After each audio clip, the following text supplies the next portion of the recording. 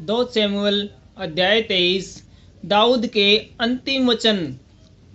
अंतिम वचन ये है, यिशै के पुत्र की यह वाणी है, उस पुरुष की वाणी है जो ऊंचे पर खड़ा किया गया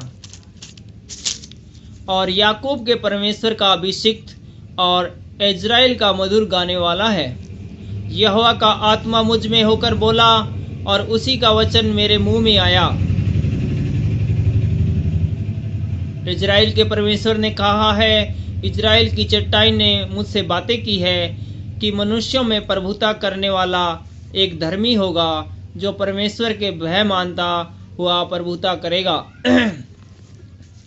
वह मानो भोर का प्रकाश होगा जब सूर्य निकलता है, ऐसा भोर जिसमें बादल न हो, जैसा वर्षा के बाद निर्मल प्रकाश के कारण भूमि में से हरी घास उगती है।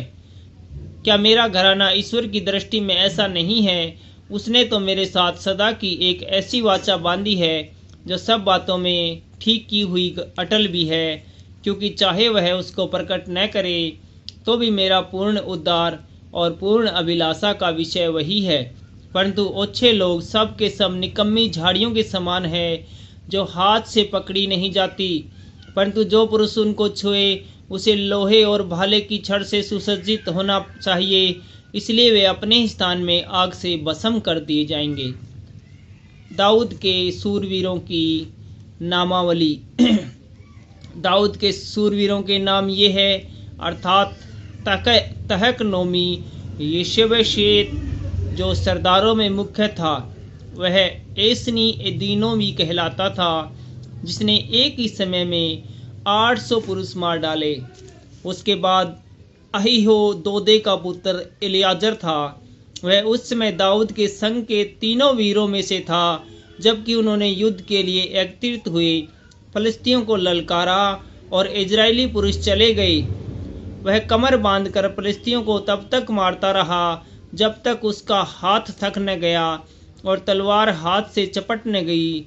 उस दिन यहोवा ने बड़ी विजय कराई और जो लोग उसके पीछे हो लिए वे केवल लूटने ही के लिए उसके पीछे हो लिए। उसके बाद आगे नामक एक पहाड़ी का पुत्र शम्मा था। फलिस्तियों ने इकट्ठे होकर एक स्थान में दल बांधा जहां मसूर का एक खेत था और लोग उनके डर के मारे भागे। तब उन्होंने खेत के मध्य में खड़े होकर उसे बचाया और फलिस्तियों को मार लिया और यहोवा ने बड़ी विजय दिलाई। फिर 300 मुख्य सरदारों में से 3 जन कटनी के दिनों में दाऊद के पास अदुल्लाम नामक गुफा में आए और फलिस्तियों का दल रपाइम नामक तराई में छावनी डाले हुए था।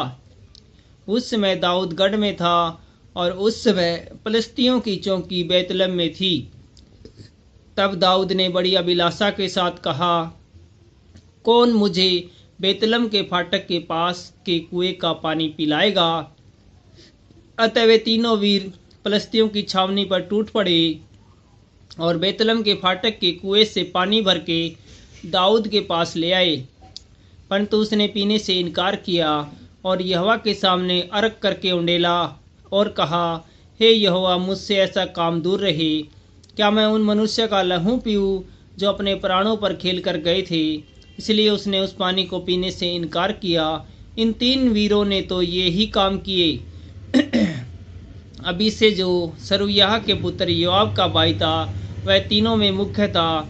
उसने अपना भाला चलाकर 300 को मार डाला और तीनों में नामी हो गया।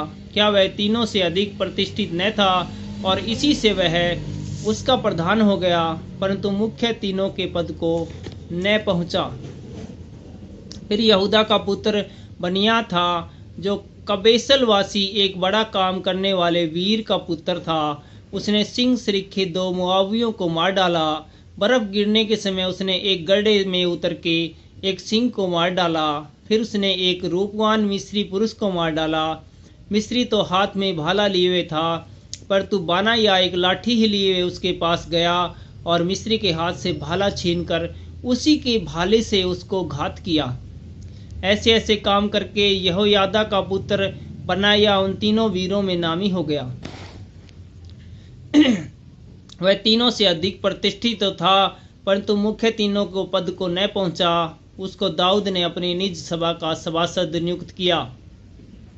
फिर तीनों में योआब का भाई असाहेल, बेतलम वासी दादो का पुत्र एलहानान, हेरोदी, शम्मा और एलिका, पेलेती, हेलेस, तकोई, इकेस का पुत्र ईरा, अनातोती, एबिएजर, हुशोई, बमुत्रे, अहोही, सलोमोन, तपोपाही, महेरे, एक और नतोपाही, बाना का पुत्र हेलेब, बिन्यामीनियों के गिबा नगर के रिबेक का पुत्र हिते, पिरातोनी, बनासाया, गास के नालों के पास रहने वाला हिदे, और अराबा का अबिशबोन, यरूमीमी, अजमावेत।